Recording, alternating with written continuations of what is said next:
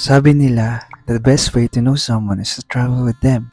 Tara! So Howdy Camp, it's day 2 here in Bangkok and we're doing fast today. We're hitting the old city to go see Wat Pho, Wat Arun, the Jiaoyan Swing. But here's the catch, hindi kami magla-lunch kasi snack edition to. Kakain kami sa isang Michelin star na mango sticky rice. And kailangan gutom tayo sa all-you-can-eat dinner cruise sa Chao Phraya River. Unang stop namin is Wat Pho. What can we see? Wat Pho?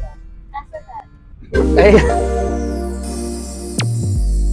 Nandito na tayo sa Wat Pho, yung Lascaux, France, where we can see the 4 temples or pagodas. This is 1, 2, 3, the 4th one. Alongside with the reclining Buddha, ito yung makikita nyo.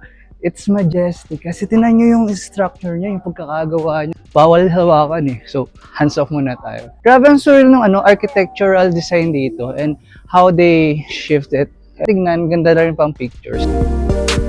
I'm really glad to looking at this kind of structures, man-made structures by the way, na super ganda. Tara, puntahan na natin yung giant Buddha. Hi guys, ayaw na nila mag-ala.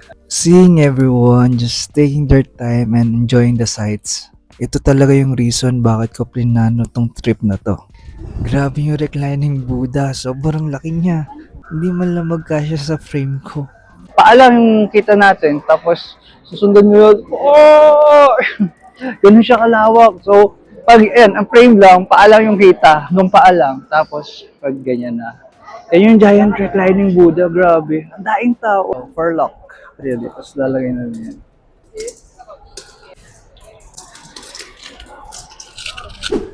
Sobrang init sa Bangkok kaya nag-quick driveway na lang kami sa Giant Swing and rekta agad para sa mango sticky rice.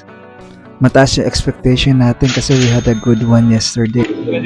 74 for mango sticky rice. Yeah, guys, meron na tayo mango sticky rice. More yung pinili namin. Tapos, malang namin kung okay siya or hindi. Famous mango sticky rice. Kakaiba ba?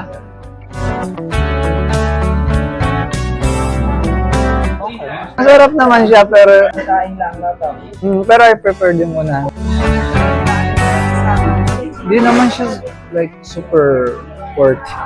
Pa-cool down tayo sa famous Icon Siam Mall.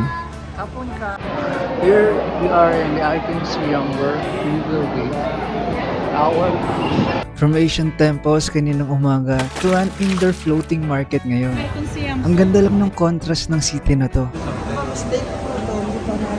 Honestly, while waiting, seeing my family just chill out, play games, and laugh, isa to sa mga highlights ng araw ko.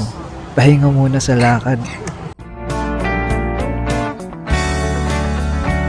Ito yung dahilan kung bakit tayo nagpagutom sa araw na to. An all-you-can-eat buffet sa Chao Phraya River Dinner Cruise. 7, boarding time 7:30. Please have your ticket ready. guys, tapos na tayong kumain sa River Cruise and ngayon makita natin yung Grand Bridge nila. Grabe, ang maganda dito. Syempre lumabas tayo. Sulit na sulit yung 1.6. Ang sarap ng buffet, pero yung makita mong lit up yung mga temples at night, it felt completely surreal. Seeing everyone let loose and just enjoy the party, ma-realize mo na it's not really about the itinerary, it's about who you travel with.